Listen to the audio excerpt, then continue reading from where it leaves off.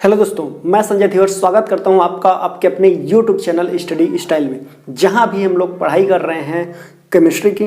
और केमिस्ट्री में हम लोगों ने एक जो क्लास है वो कंप्लीट कर लिया है, जिसमें अभी हम लोग तत्वों का आवर्तीकरण देख रहे हैं। तो उसी का ये सेकंड पार्ट है, जिसमें आज हम लोग देखेंगे लोथर-मेयर के वक्र। तो आज हम लोग देखेंगे लोथर-मेयर वक्र।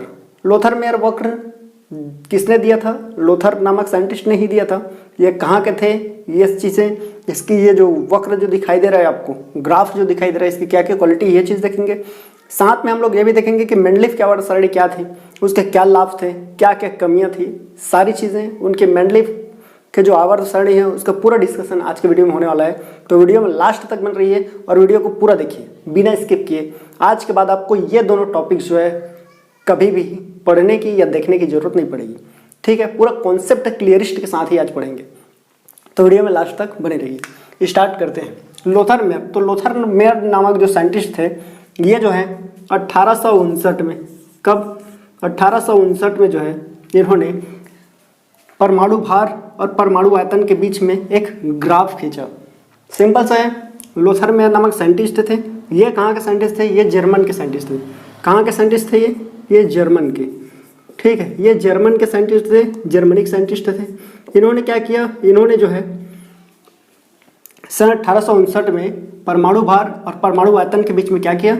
ग्राफ खींचा। और ग्राफ खींचने के बाद इन्होंने एक नियम दिया, और वो नियम क्या था? इन्होंने ये चीज़ कहा कि तत्वों के जो है परमाणु भार जो होते हैं वो उसके परमाणु आयतन के आवर्ती फलन होते हैं। क्या कहा इन्होंने? इन्होंने ये चीज़ कहा कि तत्वों के जो है ना, क्या है? तत्वों के परमाणु भार उनके आयतन के, यानी कि परमाणु के आयतन के, तो उनके आयतन के क्या होते हैं? आयतन के आवर्ती फलन होते हैं, ठीक है। आवर्ती फलन होते हैं। ये इन्होंने कहा था। किन्होंने? लोथर-मेयर ने। कब कहा था? 1859 में।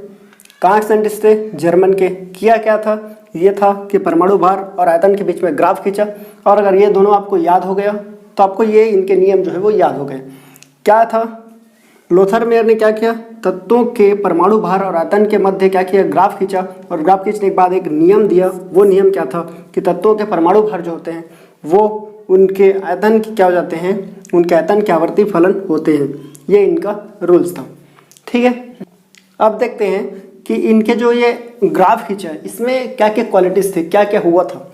तो सबसे पहले इन्होंने जब ये ग्राफ खींचा तो इन्होंने ये चीज़ देखा कि जितने भी जो क्षारीय धातु हैं वो जो है ग्राफ के एकदम शीर्ष पर, ये देख रहे हो लिथियम, तो जितने भी क्षार धातुएं थी, क्या थी? क्षार धातुएं, ठीक है। क्षार धातुएं, तो जो क्षार धातुएं थी ये क्या थे? ये शीर्ष पर स्थित हो गए। कहाँ पे?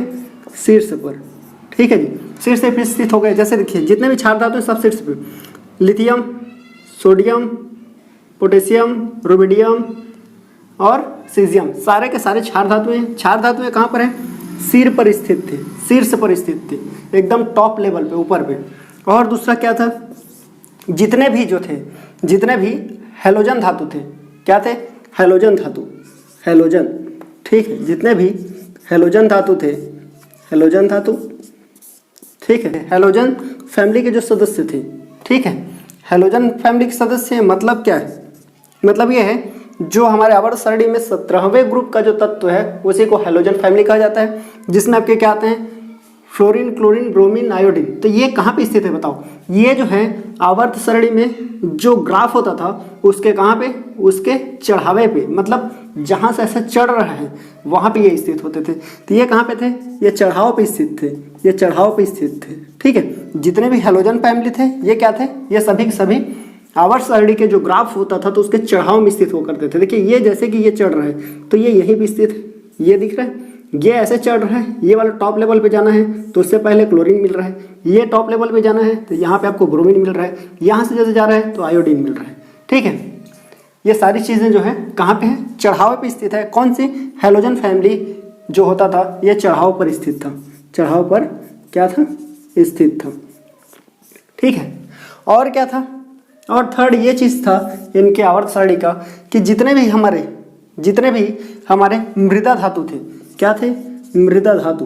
मृदा धातु, मृदा धातु यानी कि जो हम लोग यदि मॉडर्न पीरियोडिक टेबल को देखें तो उसमें जो सेकेंड एस ब्लॉक जो आता है उसमें उपस्थित जो भी धातु हैं उनको हम लोग क्या कहते हैं? उनको कहते हैं मृदा क्षार धातु, या आप कह सकते हो मृदा धातु। तो ये क्या थे? ये सब थे, जैसे क्या देख रहे हो, बेरिलियम, मैग्नीशियम, कैल्शियम और ये जो दिख रहा है SR है ना, ये सारी की सारी कहाँ पे स्थित है? ये उतारने पर, मतलब जहाँ पे उतरना होता था कहाँ पे स्थित है? ये सारी की सारी कहाँ स्थित होते हैं? ये स्थित हैं उतरने वाले स्थान पर, मतलब उतार पर। ये चढ़ाव पे स्थित थे, वो उतार पे स्थित थे। उतार पे मतलब जहाँ पे ऐसा ये टॉप लेवल जो नीचे आता था तो वहीं स्थित थे। ये देख पा रहे हो आप, ये जैसे कि बेरिलियम दिख रहा है, ये मैग्नीशियम दिख रहा है, कैल्शियम दिख रहा है, ये सारे के सारे कहाँ पे है? उतार पे स्थित है, उतारे पे स्थित है, जहाँ पे उतर रहा है वहाँ पे स्थित है। ठीक है, तो ये थे चढ़ाव पे स्थित। ये कहाँ पे थे? जहाँ से वक्र उतरता था, उतरते भाग पे स्थित थे। ठीक है, उतरते भाग पर। तो ये सारे क्या थे? उतरते भाग पर स्थित थे। ठीक है, ये उतरते भाग पे क्या थे? स्थित थे। ठीक है, ये चढ़ाव भाग पर स्थित थे और ये हमारे उतरते भाग पर स्थित थे। और एक चीज़ था इनके ग्राफ का, वो क्या था? ये जितने भी ऐसे धातुएं जो हुआ करती थी या ऐसे अधातुएं हुआ करती थी जिनका जो गलनांक कम है, यानी कि कम गलनांक वाले जो धातु थे, कम गलनांक वाले, ठीक है, कम गलनांक वाले, तो कम गलनांक वाले धातु और अधातु दोनों, जिसका ऐसे एलिमेंट कहा जाए या ऐसे परमाणु कहा जाए जिनका जो है गलनांक कम होता था, वो सारे के सारे एकदम नीचे पे मतलब गर्त पे कहा जाए तो एकदम कम गलनांक है, तो इसी से याद कर लेंगे वो कहाँ स्थित हुआ करते थे? गर्त पे स्थित थे। कहाँ पे? गर्त पर स्थित थे। ये गर्त पर स्थित थे। ठीक है, गर्त पर स्थित थे, एकदम जमीनी स्तर पर, मतलब बहुत ही नीचे लेवल पे स्थित थे। ठीक है, तो ये इनकी जो थी क्या थी? लोथर-मेयर वक्र की क्वालिटीज थी, जो ये था, और ये आपका था लोथर-मेयर वक्र। ठीक है, एक बार फिर से मैं रिवाइज कर देता हूँ, अब ध्यान दें। लोथर-मेयर जो थे ये जर्मन के वैज्ञानिक थे। इन्होंने सन 1869 में क्या किया था? परमाणु आयतन और परमाणु भार के मध्य क्या किया? ग्राफ खींचा।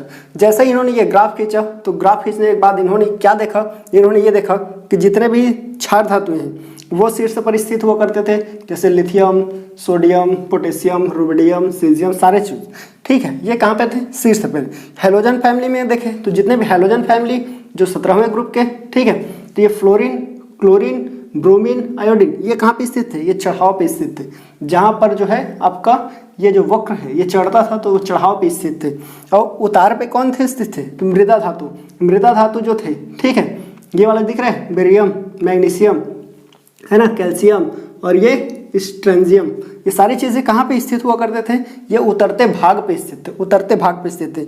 और जितने भी कम गलनांक वाले धातु या अधातु हुआ करते थे वो सभी के सभी जो है गर्त पे स्थित थे, मतलब एकदम नीचे लेवल पे। वक्र के यानी कि जो ग्राफ के सबसे निचले स्तर पर कौन हुआ करते थे? ऐसे धातु हुआ करते थे या ऐसे अधातु हुआ करते थे, या सीधा कह सकते हो एक ही बार अगर कहना चाहें तो ऐसे परमाणु या ऐसे तत्व हुआ करते थे जिनका जो है गलनांक कम हुआ करता था, वे धातुएं सब नीचे में स्थित हुआ करती थी। ठीक है, और इस आधार पर इन्होंने एक नियम दिया। लोथर-मेयर का नियम क्या था? इनका क्या सिद्धांत था? तो ये था कि तत्वों के परमाणु भार जो होते हैं वो उनके परमाणु आयतन के क्या होते हैं? आवर्ती फलन होते हैं। और इन्होंने पहली बार आवर्ती फलन, ये जो देख रहे हैं आवर्ती फलन, इस वर्ड का यूज किया था। और इसी वर्ड के यूज को सुन करके, ये आवर्ती फलन को सुन करके हमारे एक और साइंटिस्ट आए जिनका नाम था मेंडलीफ। और मेंडलीफ ने भी 1869 में उन्होंने भी क्या किया? एक आवर्त सारणी पेश कर दिया। ठीक है, जो इससे इजी था उसको समझ पाना, इसी वजह से इनका क्रेडिट उस पर नहीं जा पाया। जितना उनको मिल पाया क्रेडिट उतना इनको नहीं मिला। तो अब देखते हैं हम लोग मेंडलीफ की आवर्त सारणी। ठीक है, तो अब हम लोग आगे बढ़ते हैं और देखते हैं मेंडलीफ की आवर्त सारणी। तो सबसे पहले मेंडलीफ के बारे में जान लेते हैं। तो मेंडलीफ एक ऐसे साइंटिस्ट थे, ठीक है, जिनका जो है तत्वों के वर्गीकरण में सर्वश्रेष्ठ योगदान रहा। सबसे अधिक योगदान यदि तत्वों के वर्गीकरण में जाता है तो वो है मेंडलीफ। तो मेंडलीफ की जो है वह तत्वों के वर्गीकरण में सर्वश्रेष्ठ योगदान रहा। ये जो थे ये रूस के वैज्ञानिक थे। कहाँ थे? रूस के, यानी कि ये कह सकते हैं हम लोग रूसी वैज्ञानिक। तो ये एक रूसी वैज्ञानिक थे। इन्होंने तत्वों का वर्गीकरण जो है वो 1869 में किया। कहाँ किया? 1869 में, जब लोथर मेयर ने किया था। तत्वों का वर्गीकरण लोथर मेयर ने भी 1869 में किया, इन्होंने भी किया था। और जो है सन 1872 में, कब? सन 1872 में इनके आवर्त सारणी का प्रथम प्रकाशन जो है रूस के पत्रिका में, यानी रूसी पत्रिका में किया गया था। कब किया गया था? सन 1872 में। और जिस टाइम में ये जो है तत्वों का वर्गीकरण कर रहे थे, उस टाइम ज्ञात तत्वों की संख्या, ये एग्जाम में आ जाता है बार बार, तो ज्ञात तत्वों की जो संख्या थी वो 63 थी। इस बात को आप याद रखेंगे, ठीक है। तो मेंडलीफ क्या थे? एक रूसी वैज्ञानिक थे। इन्होंने सन 1869 में क्या किया था? आवर्त सारणी जो है यानी तत्वों का वर्गीकरण किया था। तत्वों का वर्गीकरण इन्होंने 1869 में किया था। उसके बाद 1872 में क्या हुआ था? इनके जो आवर्त द्वारा बनाई गई जो आवर्त सारणी है, उस आवर्त सारणी का क्या हुआ था? प्रथम प्रकाशन हुआ था। और जिस समय ये क्या कर रहे थे? तत्वों का वर्गीकरण किए, उस समय तत्वों की संख्या कितनी थी? वो थी 63 इनका क्या था? तत्व ज्ञात थे उस समय में, ठीक है। अब क्या था ये, इन्होंने कैसे करके किया, ये चीज़ दो को देखते हैं। इन्होंने क्या किया? इन्होंने 63 कार्ड ले लिए, ठीक है। इन्होंने क्या किया? 63 कार्ड लिए, छोटे छोटे कार्ड लिए। कितने? 63 कार्ड लेकर के इन्होंने क्या किया? इन सभी कार्डों पर जो है, इन सभी कार्ड पर 63 तत्वों के जो है नाम लिख दिए।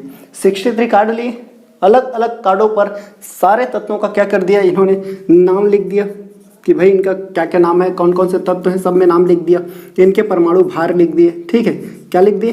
परमाणु भार, सब में इसका भार लिख दिया। भार लिखने के बाद इनके जो है भौतिक और रासायनिक गुणों को भी लिख दिया, ठीक है। भौतिक और रासायनिक गुण को भी इन्होंने इस कार्ड पर जो है लिख दिया। कितने कार्ड लिए? 63 तत्व थे, 63 कार्ड लिए। अब सभी को जो है उनके भौतिक और रासायनिक गुणों के आधार पर इन्होंने क्या किया?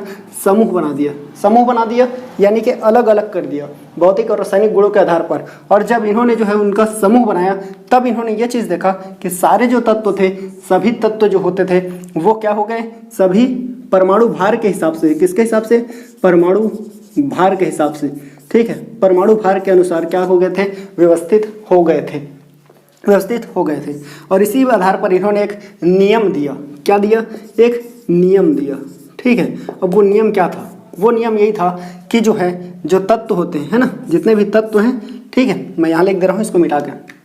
तो उस आधार पर इन्होंने क्या किया? नियम दिया, है ना। उस आधार पर इन्होंने क्या किया? नियम दिया। और वो इनके नियम क्या थे? उनका नियम ये था कि भाई जो तत्व होते हैं, है ना, जो तत्व हैं, उन तत्वों का जो है ना, तत्वों का भौतिक और रासायनिक गुण जो होता है, क्या था? भौतिक और रासायनिक गुण, है ना। भौतिक और रासायनिक गुण जो होते हैं वो क्या होते हैं? उनके परमाणु भार। किसके?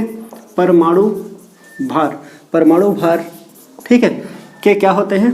के आवर्ती फलन होते हैं, आवर्ती फलन होते हैं, ठीक है। ये होता है, ठीक। तो ये हो गया इनका नियम। नियम क्या था? नियम ये था कि तत्वों के भौतिक और रासायनिक गुण जो होते हैं वो क्या होते हैं? परमाणु भार के क्या होते हैं? आवर्ती फलन होते हैं, ठीक है। आवर्ती फलन होते हैं, ये आप समझ लीजिए। देखिए एक बार मैं फिर से रिपीट कर रहा हूँ। मेंडलीफ जो थे, मेंडलीफ क्या थे? मेंडलीफ एक रूसी वैज्ञानिक थे। इन्होंने जो है सन 1869 में तत्वों का वर्गीकरण किया और इनका जो है सर्वश्रेष्ठ योगदान रहा किसमें? तत्वों के आवर्तीकरण में, तत्वों को वर्गीकृत करने में, ठीक है। और इनका जो है, इन्होंने जो है तत्वों का वर्गीकरण 1869 में किया, जिसका जो है इन्होंने जो आवर्त सारणी बनाई उसका प्रकाशन जो है रूसी पत्रिका में, यानी कि रूस के पत्रिका में 1872 में हुआ था। और जिस समय ये क्या कर रहे थे? तत्वों का वर्गीकरण कर रहे थे, उस समय जो है हमें ज्ञात तत्वों की जो संख्या थी, हमारी ज्ञात तत्वों की कुल संख्या जो थी वो 63 था। तब इन्होंने क्या किया? इन्होंने एक सुझाव बनाया, एक माइंड लगाया, ठीक है। जैसे आपने गजनी पिक्चर देख रखा होगा, उसमें क्या करता है वो जो संजय सिंघानिया रहता है ना, गजनी में जो संजय सिंघानिया यानी कि आमिर खान है, वो क्या करता है? कार्ड को ले लेता है। कार्ड लेने के बाद क्या करता है? सभी कार्ड में जैसे आप उनसे पहली बार मिले तो वो क्या करते थे? आपसे मिल करके आपका नाम, आपका एड्रेस और उनका उनसे रिलेशनशिप, कि उनका आपसे, आपका जो है उनसे क्या रिलेशनशिप है, ये भी लिख लिया करते थे। बाद में जब आप उनसे मिलते हो तो वो क्या करते हैं? कार्ड को निकाल करके आपसे मैच करके देखते हैं और फिर उनको याद आता है, ठीक है। तो उसी तरह से इन्होंने क्या किया, 63 कार्ड ले लिए, कार्ड पर नाम लिख लिया, भार लिख लिया, ठीक है, उनके भौतिक और रासायनिक गुणों को भी लिख लिया। और भौतिक और रासायनिक गुण लिखने के बाद इन्होंने क्या किया, जब उसके भौतिक गुण और रासायनिक गुणों के आधार पर जो है तत्वों को जब इन्होंने वर्गीकृत किया, अलग अलग किया, समूह बनाया, तब इन्होंने ये चीज़ देखा कि सारे तत्व जो हैं वो अपने भौतिक गुण और रासायनिक गुणों के आधार पे तो इन्होंने क्या कर लिया, समूह बना लिया। लेकिन जैसे ही इन्होंने देखा कि सभी तत्व जो थे वो क्या थे, वो सभी तत्व अपने परमाणु भार के हिसाब से क्या हो गए थे, व्यवस्थित हो गए थे। और यहाँ तक ये भी था कि तत्वों के जो भौतिक और रासायनिक गुण है एक निश्चित समय अंतराल के बाद फिर से उसकी पुनरावृत्ति होती थी, फिर से वो दोहराया करते थे, फिर से, जैसे कि ये लिथियम है तो सोडियम, तो लिथियम का गुण सोडियम से मिलता था, फिर एक क्रम तक जाता था और वहाँ करके फिर से जब फिर से आता था एक नया तत्व जो इस ग्रुप के पास आना है, तो इसके भौतिक गुण और रासायनिक गुण इससे भी मैच करते थे। तो इसके भौतिक गुण रासायनिक गुण इससे मैच कर रहे हैं, इसके भौतिक और रासायनिक गुण इससे मैच कर रहे हैं। और साथ में जो क्रमिक परिवर्तन था भौतिक और रासायनिक गुण में कैसे होता था, क्रमिक परिवर्तन होता था। तो उसी आधार पे इन्होंने क्या कर दिया, एक नियम बना दिया। क्या नियम बनाया, इनका नियम यह था कि तत्वों के जो भौतिक और रासायनिक गुण होंगे वो क्या होते हैं, तत्वों के परमाणु भार के क्या हो जाते हैं, आवर्ती फलन होते हैं। फिर से सुनिए, यही क्वेश्चन बार बार आता है कि तत्वों के भौतिक और रासायनिक गुण क्या होते हैं, तत्वों के भौतिक और रासायनिक गुण उसके परमाणु भार के आवर्ती फलन होते हैं। ठीक है, ये हो गए इनकी नियम। तो अब देखते हैं इनके आवर्त सारणी को, है ना। अब देखते हैं इनके आवर्त सारणी को। तो इन्होंने जो है आवर्त सारणी जो बनाई, तो इसमें इन्होंने ये क्षैतिज जो थे, क्षैतिज खाने जो थे, ठीक है, ये क्षैतिज खाने थे। इस क्षैतिज खाने, ठीक है, जो ऐसे वाला लाइन दिख रहे हैं, क्षैतिज तिरछा वाला लाइन, इस तिरछे वाले लाइन को इन्होंने आवर्त कहा। इन्होंने क्या कहा, इसको आवर्त कहा। और आवर्त की संख्या यानी कि मेंडलीफ के आवर्त सारणी में आवर्तों की संख्या कितनी थी, तो वो थी 7। कितना था, 7 यानी कि 7। और यदि वहीं पे बात करें, ये जो खड़ी लाइनें दिख रही है आपको, जो खड़ी समूह दिख रहा है, ठीक है, खड़ी लाइनें जो दिख रही है ऐसे, ठीक है, ऐसे जाएंगे एक ठो और एक इधर से आ रहा है, तो ये जो आता है इसको ऊर्ध्व यदि आप चाहें तो कह सकते हैं, क्या कर सकते हैं, ऊर्ध्व। ठीक है, तो ये जो ऊर्ध्व लाइन होता था, ठीक है, ऊर्ध्व लाइन जो होता था इसको यानी कि आप कह सकते हो खड़ी लाइन, इस खड़ी लाइन को इन्होंने समूह कहा। क्या कहा इन्होंने, समूह या फिर वर्ग कहा। अब वर्गों में क्या था, इन्होंने ये जो खड़ी लाइन थी, है ना, इसको इन्होंने दो दो उपवर्गों में बांट दिया। कौन कौन से उपवर्ग, एक जैसे कि आप देख रहे हो ए वाला ग्रुप जैसे दिख रहा है इसमें, ठीक है, ए वाला ग्रुप दिख रहा है, तो इसको फर्स्ट ए और फर्स्ट बी, यानी कि फर्स्ट ग्रुप को फर्स्ट ए और फर्स्ट बी, सेकेंड को फर्स्ट ए और फर्स्ट बी, ठीक है, सेकेंड को सेकेंड ए और सेकेंड बी, थर्ड को थर्ड ए थर्ड बी। तो इसी तरह से इन्होंने उपवर्गों में भी क्या कर दिया, विभाजित कर दिया। और ये जो क्षैतिज खाने थे यानी कि जो आवर्त थी जिसकी संख्या 7 थी, इन्होंने उसमें भी क्या किया, फर्स्ट सेकंड थर्ड तक तो सिंगल सिंगल रखा, ठीक, सिंगल सिंगल रखा, ठीक है, सिंगल आवर्त सिंगल आवर्त सिंगल आवर्त। लेकिन चौथा, पांचवा और छठवां जो आवर्त था इसको इन्होंने दो दो क्या किए, उप आवर्त में यानी कि दो दो खानों में इन्होंने क्या कर दिया, डिवाइड कर दिया। जैसे ये प्रथम श्रेणी के तत्व है, ठीक है तो चौथे ही ग्रुप के, लेकिन कौन से, प्रथम श्रेणी, ये था द्वितीय श्रेणी। आप चाहे तो यहाँ श्रेणी लिख सकते हैं, ठीक है, तो ये श्रेणी, ये प्रथम श्रेणी, ये द्वितीय श्रेणी। वैसे पांचवा भी क्या था, प्रथम श्रेणी द्वितीय श्रेणी, छठवां भी प्रथम श्रेणी और ये हो गया आपका द्वितीय श्रेणी, ठीक है। और क्या किया इन्होंने, और ये चीज़ था कि जो ऊर्ध्व है, ठीक है, ऊर्ध्व यानी कि क्षैतिज जो खाने हैं, इसमें इन्होंने जो तत्व हैं उन तत्वों के जो है यौगिकों का सूत्र लिख दिया, यानी कि ऑक्सीकरण यानी कि ऑक्साइड और हाइड्राइड, ऑक्साइड और हाइड्राइड के इन्होंने क्या लिख दिए, फार्मूले लिख दिए। और उस फार्मूले में क्या था, ये जो फार्मूला आपको दिख रहा है ऑक्साइड और हाइड्राइड का, इन्होंने सारे ऑक्साइड और सारे हाइड्राइड को इन्होंने जो लिखा, तो उसमें जो फार्मूला है उसमें आप देख पा रहे होंगे तो हर जगह आर लिखा दिख रहा है, ठीक है, R2 दिख रहा है, R दिख रहा है, R2O3 RO2, है ना। तो इस तरह से ये जो R था, ये R जो दर्शाता था इनके जो आवर्त सारणी है उसमें जो उपस्थित जो तत्व हैं उसको दर्शाता था R, ठीक है। R जो है क्या दर्शाता था, तत्व को दर्शाता था, उस वर्ग के तत्वों को वो बताता था। जैसे कि अगर मैं यहीं पे बात करूं आपका, कहाँ पे, यहाँ पे ले लेता हूँ कार्बन वाली, ठीक है, ये कार्बन को आप ध्यान दें, तो इसमें जैसे लिखा है RO2 लिखा है, मतलब ये क्या है, R जो है वो कार्बन को शो कर रहा है, कार्बन को ही नहीं इस ग्रुप के सभी तत्वों को शो कर रहा है। तो R, ठीक है, ये हो गया R, तो R क्या हो गया हमारा, हो गया ये कार्बन, R क्या हो गया ये हमारा, ये हो गया कार्बन, और O2 मतलब ये कार्बन डाइऑक्साइड को दर्शा रहा है। ये कार्बन जो है, कार्बन क्या करेगा, ऑक्सीजन से रिएक्ट करके CO2 बनाएगा, ये बता रहे हैं।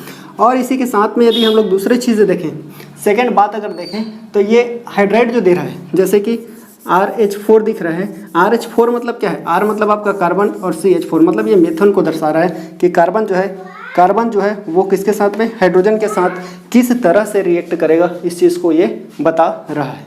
ठीक है, अब बढ़ते हैं आगे। अब हम लोग देखते हैं मेंडलीफ के आवर्त सारणी की उपलब्धियां, कि क्या क्या इनकी मेंडलीफ की जो आवर्त सारणी थी उनकी उपलब्धियां क्या क्या थी।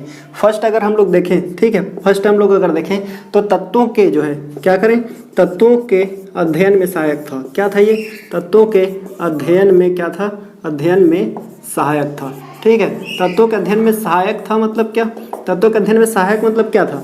देखिए जैसे हम लोग अगर आवर्त में आगे बढ़ते, ये हमारा आवर्त है, ठीक है, ये हमारा आवर्त है। तो आवर्त में यदि हम लोग आगे बढ़ते तो आवर्त में आगे बढ़ने पर यह हो रहा था कि क्रमिक परिवर्तन आ रहा था, यानी कि तत्वों के गुणों में क्या हो रहा था, ऐसे आगे बढ़ने में तत्वों के गुणों में जो है क्रमिक परिवर्तन आता था। ये जो है कैसे परिवर्तन आता था, जैसे कि धात्विक गुण जो है वो कम होते जाते थे और अधात्विक गुण जो है उनमें वृद्धि होती जाती थी। फिर से सुनिए, आवर्त में इस तरह से बढ़ने से, यानी कि बाएं से दाएं बढ़ने पर क्या होता था, धात्विक गुणों में क्रमशः यानी कि क्रमिक परिवर्तन आता था। ठीक है, क्रमिक क्या आता था, परिवर्तन आता था, यानी कि धात्विक गुण कम होते थे और अधात्विक गुणों में क्या होती थी, वृद्धि होती थी। ठीक है, जबकि वहीं पे अगर हम लोग देखें, कैसे देखें, इसमें अगर आए, इसमें आए मतलब ऐसे आए खड़ी लाइन, यानी कि सीधा उतरे, ऐसा वर्ग में आए, समूह में आए, तो समूह में क्या होता था, एक तत्व के जो गुण होते थे वही उस सारे ग्रुप के जो है, सारे समूह के जो है तत्वों के जो गुण होते थे, भौतिक और रासायनिक गुण, वो इक्वल हुआ करते थे, एक समान हुआ करते थे। अगर आपने लिथियम का या सोडियम का या पोटेशियम का किसी एक तत्व का यदि आपने अध्ययन कर लिया, आपने सोडियम का यदि जान लिया भौतिक और रासायनिक गुण, तो समझिए इस ग्रुप के सारे तत्वों के भौतिक और रासायनिक गुण आपको याद हो जाते थे और सभी चीज़ को आप समझ गए।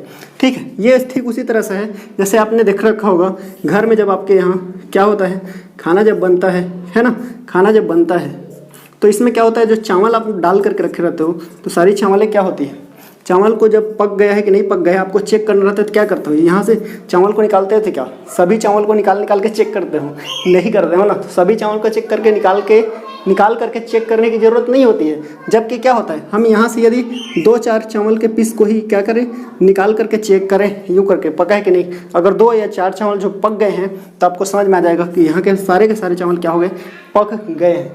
ठीक उसी तरह से इनका भी था, यदि ग्रुप के यानी कि समूह के एक तत्व का यदि भौतिक रासायनिक गुण जो जान गए आप, तो समझिए इस सारे ग्रुप के जो तत्व हैं, यानी इस ग्रुप के तत्व जो हैं, इस ग्रुप के तत्व हैं, उसका अध्ययन आपने कर लिया। आपको सारे तत्वों को एक एक करके याद करने की, एक एक को रिसर्च करने की, एक एक के ऊपर पढ़ाई करने की जरूरत नहीं थी।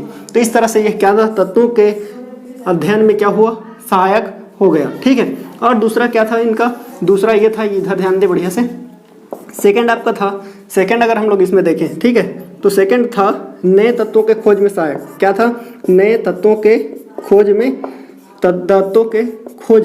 नए तत्वों के खोज में सहायक था। ठीक है, नए तत्वों के खोज में क्या था, सहायक था। कैसे सहायक था, देखिए मेंडलीफ ने क्या किया, मेंडलीफ ने जब आवर्त सारणी बनाया तो मेंडलीफ ने ये नहीं किया था कि सारे के सारे तत्वों को जो है, यानी कि सारे के सारे जो खाने आपके आ रहे हैं इसमें, सारे जो ग्रुप के जो डिब्बे हैं उसको फुलफिल कर दिया। नहीं, इन्होंने ये चीज़ देखा कि जिस जिस स्थान पर 2 से लेकर के 3 या फिर डायरेक्ट 6 तक के जो है ना, 6 तक द्रव्यमान यानी कि परमाणु भार में जो गैपिंग आती थी, क्या आता था, गैप हुआ करता था, उस स्थान को इन्होंने खाली स्थान छोड़ दिया था। ये जो आप देख रहे हो, मैं जो गोल गोल राउंड बना करके रखा हूँ, इस स्थान पर एक्चुअल में जो है, एक्चुअल में यदि हम लोग बात करें तो यहाँ कोई इसी प्रकार का कोई तत्व नहीं था, यहाँ पे किसी प्रकार का कोई तत्व नहीं था। जबकि क्या किए थे, जबकि बाद में इनको ढूंढा गया तो मेंडलीफ ने इनको नेगेटिव नहीं लिया कि यहाँ किसी प्रकार के तत्व नहीं है तो इस जगह में किसी अन्य तत्व को रख दे, नहीं, उस तत्व को, उस स्थान को उन्होंने क्या किया, उस स्थान को उन्होंने खाली छोड़ दिया और उन्होंने ये भविष्यवाणी करी कि भाई आने वाले जो टाइम है, आने वाला जो टाइम होगा, जो फ्यूचर होगा, वहाँ पे यहाँ किसी न किसी प्रकार के तत्व जो है वो ढूंढे जाएंगे।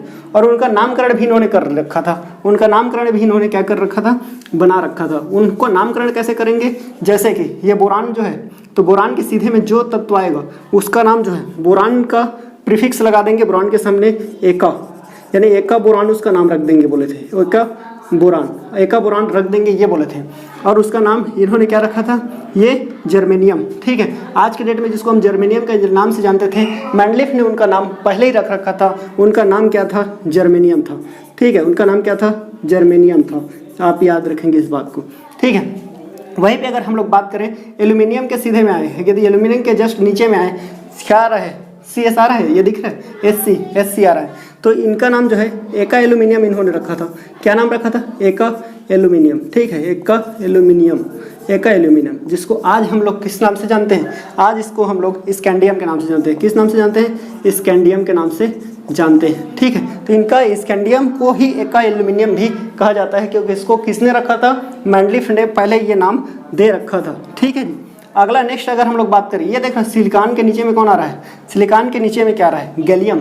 सिलिकॉन के नीचे में क्या आ रहा है, GE यानी कि गैलियम। तो इसका नाम जो है इसके आधार पर एका सिलिकॉन, ठीक है, ऊपर में जो पाया जा रहा है उसके आधार पर रख दिया गया था। क्या था, एका सिलिकॉन, ये याद रखेंगे, एका सिलिकॉन। एका सिलिकॉन को क्या कहते हैं, एका सिलिकॉन यानी कि हमारा यही क्या है, यही जो है, यही हमारा क्या है, गैलियम है। ठीक है, यही हमारा क्या है, गैलियम है, जिसको हम किस नाम से जानते हैं, आज गैलियम के नाम से जानते हैं, जो एका सिलिकॉन है। उम्मीद करता हूँ मुझे आपको समझ में आ रहा होगा। ठीक है, आगे बने रहिए। अब देखिए और क्या था इसकी उपयोगिता। अब देखिए अगला क्या है, नए तत्वों का खोज तो हो गया, नए तत्वों के खोज में किस तरह से सहायक है आपको समझ में आ गया। अब देखिए अगला क्या था, जो संदिग्ध परमाणु है ना, संदिग्ध। तो संदिग्ध जो है परमाणु भार में इन्होंने सुधार किया था। परमाणु भार में क्या किया, परमाणु भार में या परमाणु संयोजकता में आप कहें, परमाणु संयोजकता में ही लिख दे रहा हूं मैं, संयोजकता में क्या किया इन्होंने, संयोजकता में सुधार किया। ठीक है, संदिग्ध परमाणु संयोजकता में क्या किया इन्होंने, सुधार किया। इस बात को आप याद रखें। कैसे सुधार किया, देखिए पहले क्या था, ये जो बेरियम जो दिख रहा है आपको, बेरियम जो दिख रहा है, इसकी संयोजकता पहले क्या मानी जाती थी, पहले मानी जाती थी कि उसकी संयोजकता जो है वो 3 है। पहले यही माना जाता था कि बेरियम की संयोजकता कितनी होती है, 3 होती है, ये माना जाता था। तो नहीं, फिर मैंडलिफ ने यह कहा कि नहीं, इसकी जो संयोजकता है वो 3 नहीं है, बल्कि बेरियम की संयोजकता को कितना बताया इन्होंने, 2 बताया, यानी द्विसंयोजकता यानी कि द्विसंयोजी तत्व इनको बताया। और इनका स्थान लिथियम और बोरान के बीच में रखा। लिथियम और बोरान के बीच में रखने वाले जो साइंटिस्ट थे कि ये तत्व यहाँ होना चाहिए, वो कौन थे, वो आपके मैंडलिफ ही थे।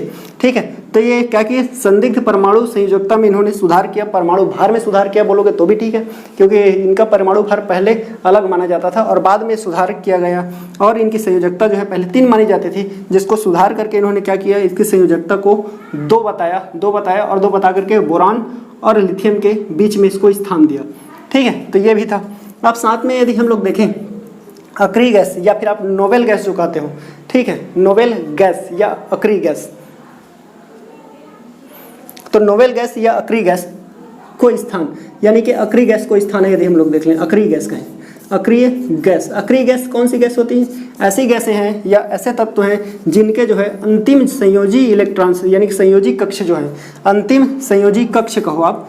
ठीक है, अक्रिय गैस किसे कहेंगे, ऐसे गैस या ऐसे परमाणु होंगे जिनके अंतिम इलेक्ट्रॉन जो है पूर्ण रूप से भरे होते हैं और वो किसी अन्य तत्वों से क्या नहीं करते हैं, रिएक्शन नहीं करते हैं, अन्य तत्वों से अभिक्रिया नहीं करते हैं, उनको कहा जाता है अक्रिय गैस। ठीक है, तो अक्रिय गैस जो है, तो आवर्त सारणी में यदि देखें मैंडलिफ की आवर्त सारणी थी, तो ये तो केवल कितने थे, 8 ग्रुप इन्होंने बना रखा था, 8 समूह बना रखा था।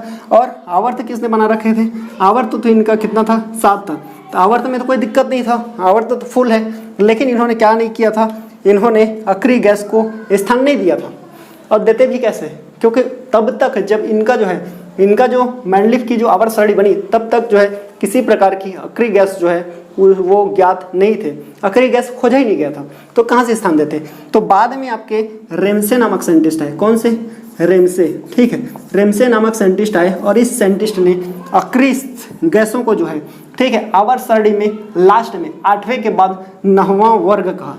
कितना कहा, 9वां वर्ग या 9वां समूह आप कह सकते हो, 9वां वर्ग इन्होंने उसको कहा और 9वां स्थान इन्होंने दिया, यानी 8 वर्ग के बाद 9वें वर्ग को किन्होंने दिया था, तो रेमसे नामक साइंटिस्ट ने दिया था, जिसको संशोधित रूप में इस रूप में आप देखते हो। और इसके बगल में जो है 9वां ग्रुप भी जुड़ा हुआ रहता है और उसको वो जोड़ा है किसने, रेमसे ने।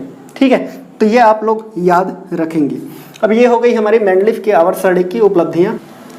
तो अब देखते हैं हम लोग मेंडलीफ की आवर्त सारणी की कमियां क्या क्या थी, या हम लोग कह सकते हैं दोष। तो मेंडलीफ के आवर्त सारणी की दोष, या जिसको आप मेंडलीफ की आवर्त सारणी की कमियां भी कह सकते हैं, वो चीज़ अब देखते हैं। ठीक है, तो चलिए अब हम लोग बढ़ते हैं आगे और देखते हैं मेंडलीफ की आवर्त सारणी की उपलब्धियों के बाद मेंडलीफ की आवर्त सारणी की कमियां, या आप इसको कह सकते हो दोष।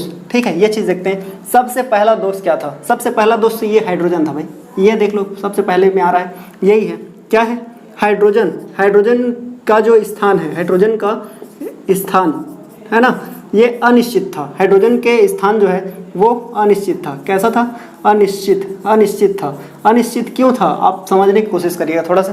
हाइड्रोजन क्या है, कभी कभी क्या रहता है, हाइड्रोजन जो देखें ये तो परमाणु भार तो सबसे कम है, इसी वजह से यहाँ पे रख दिया गया है। अदरवाइज एक और रीज़न है, वो क्या है, जैसे ये सोडियम को हम लोग देखें, सोडियम क्या करता है, सोडियम के जो है अंतिम कोष में यदि हम लोग देखें, ठीक है, ये 3 कोष होता है इसका, अगर परमाणु संरचना बनाओ तो 2 यहाँ पे पाया जाता है इलेक्ट्रॉन, और 8 इलेक्ट्रॉन जो है यहाँ पे उपस्थित होता है। ठीक है, कितने इलेक्ट्रॉन्स होते हैं? 8 इलेक्ट्रॉन, और 1 इलेक्ट्रॉन इसके बाह्य कोष में होता है। तो ये क्या करता है, 1 इलेक्ट्रॉन को ये त्याग देता है, और ये जो सोडियम है ये प्लस चार्ज बना लेता है। ये कैसा और बना लेता है? प्लस चार्ज बना लेता है। तो ठीक उसी तरह से हाइड्रोजन के पास 1 ही इलेक्ट्रॉन होता है, और ये कभी कभी क्या करता है, 1 इलेक्ट्रॉन को ये क्या कर देता है, त्याग देता है, और हाइड्रोजन प्लस चार्ज में आ जाता है। एक बात ये हो गई, तो इस कैटेगरी में इसको रख दिया गया। सेकंड क्या होता है, मेंडलीफ ये समझ पाए कि भाई ये फ्लोरीन, जैसे फ्लोरीन, क्लोरीन, ब्रोमीन जो दिख रहा है इस टाइप से, फ्लोरीन, क्लोरीन, ब्रोमीन वगैरह दिख रहे हैं, और आयोडीन दिख रहा है, उस कैटेगरी में भी यानी कि हैलोजन ग्रुप की भांति भी ये क्या करता है, व्यवहार करता है। कैसे करता है? जैसे फ्लोरीन को हम लोग देखें तो फ्लोरीन का क्या रहता है, परमाणु क्रमांक 9 होता है, तो 1, 2 और 3, 4, 5, 6, 7, 8, 9, यानी कि अष्टक पूर्ण करने के लिए 1 इलेक्ट्रॉन इसको चाहिए। तो ये क्या करता है, किसी तत्व से 1 इलेक्ट्रॉन ले लेता है। 1 इलेक्ट्रॉन जब ये लेता है तो ये क्या बना लेता है, F माइनस चार्ज बना लेता है, एक माइनस चार्ज में आ जाता है। और हाइड्रोजन क्या करता है, हाइड्रोजन भी यही करता है। हाइड्रोजन क्या करता है, 1 इलेक्ट्रॉन इसके पास है ना, एक कक्षा है तो, और उसमें 1 इलेक्ट्रॉन की और आवश्यकता होती है। तो ये अन्य तत्वों से क्या करता है, किसी तत्व से, समझ लीजिए इसी सोडियम से ले लिया, तो यहाँ पे क्या कर लेता है, एक तत्व लेकर के ये माइनस चार्ज भी बना लेता है। तो इसीलिए हाइड्रोजन को कभी फर्स्ट ग्रुप में रखा गया है, फर्स्ट ग्रुप में, तो कभी जो है ये 7 वाला ग्रुप जो दिख रहा है, यानी कि फ्लोरीन के साथ इस जगह पे भी हाइड्रोजन को रख दिया जाता है कभी कभी। ठीक है, तो इसका जगह जो है वो निश्चित नहीं किया गया। तो हाइड्रोजन का स्थान जो है अनिश्चित था, ये निश्चित नहीं कर पाए कौन, मेंडलीफ। ठीक है, अब सेकंड हम लोग देखते हैं। अब देखिए सेकंड क्या था, सेकंड ये था कि भारी तत्वों को जो है इन्होंने, भारी तत्वों को, ठीक है, भारी तत्वों को हल्के तत्वों से पहले रख दिया। क्या कर दिया, हल्के तत्वों से कैसे कर दिया, पहले रख दिया, ठीक है, पहले रख दिया, ठीक है जी, पहले रख दिया। कैसे देखिए, यहाँ पे जैसे आप देख पा रहे हैं कोबाल्ट और निकेल, तो कोबाल्ट का जो अगर मैं देखूं, कोबाल्ट CO जो दिख रहा है, इसका जो परमाणु भार होता है वो होता है 58.9, जबकि वहीं निकिल का अगर मैं बात करूं, निकिल का, नहीं का, है ना, तो निकिल का जो परमाणु भार होता है वो होता है 58.7। तो एक बात बताइए, मेंडलीफ ने क्या किया था, बढ़ते हुए परमाणु भार के हिसाब से क्या किया था, तत्वों को व्यवस्थित किया था।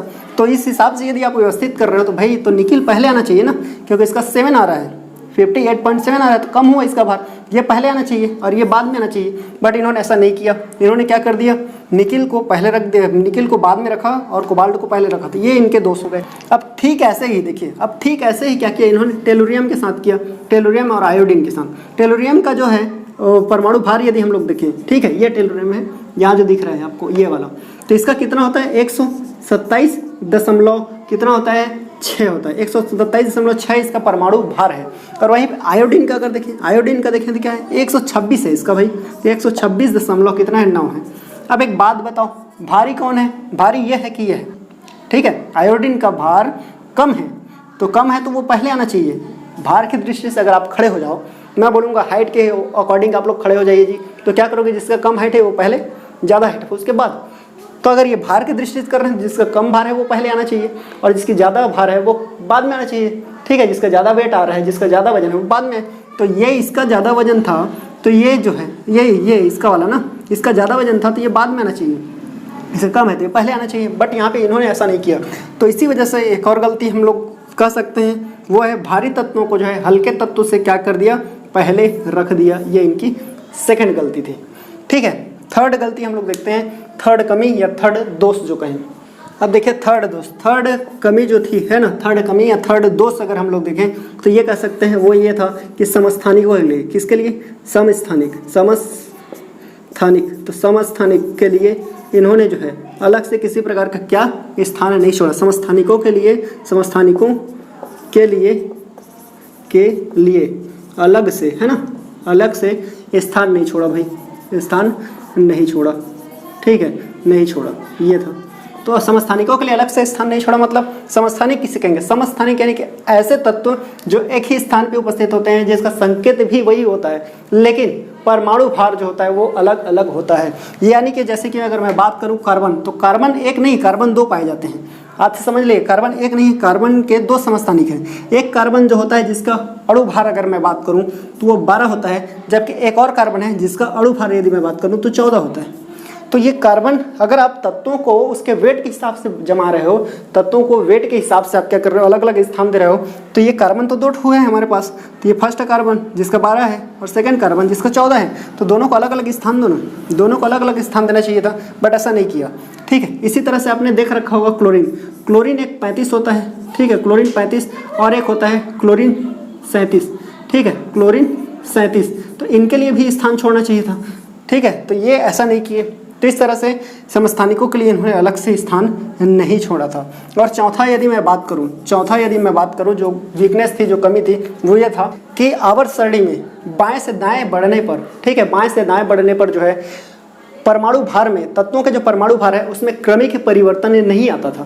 क्रमिक परिवर्तन नहीं आता था मतलब क्या है, जब मैं बाएं से दाएं बढ़ रहा हूं और आपने सीक्वेंस आप बोल रहे हो कि जमा रखे हैं, परमाणु भार के हिसाब से हमने जो है व्यवस्थित किया है, ये बोल रहे हो, तो उस हिसाब से क्या है, मुझे जब इधर से लाइन से जाऊँ तो मेरे को क्या मिलना चाहिए, क्रमिक परिवर्तन आना चाहिए, ठीक है। बट ऐसा नहीं हो रहा है, कहाँ हो रहा है बताओ ना, 58.9 जो है पहले आ रहा है और 58.7 बाद में आ रहा है, तो क्रमिक परिवर्तन कहाँ हुआ।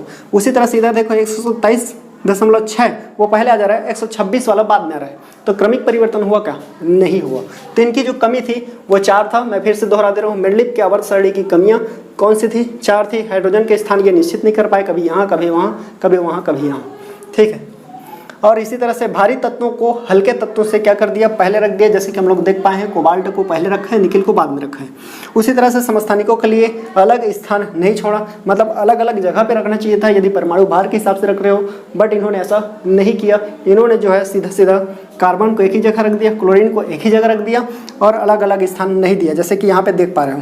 उसके बाद अगला अगर देखें तो क्रमिक परिवर्तन नहीं आता था परमाणु भार, तो परमाणु भार के हिसाब से क्रमिक परिवर्तन जो है वो नहीं आता था, क्योंकि सीक्वेंस ही गलत है, ठीक है।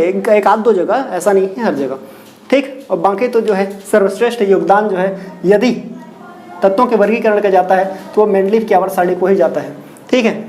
अभी इसके बाद हम लोग मोजले का जो देखेंगे आधुनिक आवर्त सारणी, वो आवर्त सारणी जो है आधुनिक आवर्त सारणी भी मेंडलीव के ही आवर्त सारणी से ही लिया गया है, इसी में संशोधन करके उसको बनाया गया है और कुछ नहीं है। तो आज का जो वीडियो है मेंडलीव की आवर्त सारणी, ये हमारा कंप्लीट होता है। तो दोस्तों आपको वीडियो कैसा लगा कमेंट्स करके बिल्कुल बताइएगा, और कम से कम यार 2 लोगों तक शेयर आप वीडियो को जरूर करिए। और यदि आप चैनल में नए हो तो चैनल को सब्सक्राइब कर लीजिए, क्योंकि इसी तरह के वीडियोज़ जो हैं हम आपके लिए लेकर के आते रहते हैं, ठीक है। तो वीडियो में बने रहिए और हमारे साथ जुड़े रहिए। तो मिलते हैं नेक्स्ट वीडियो में, तब तक के लिए बाय बाय, जय हिंद।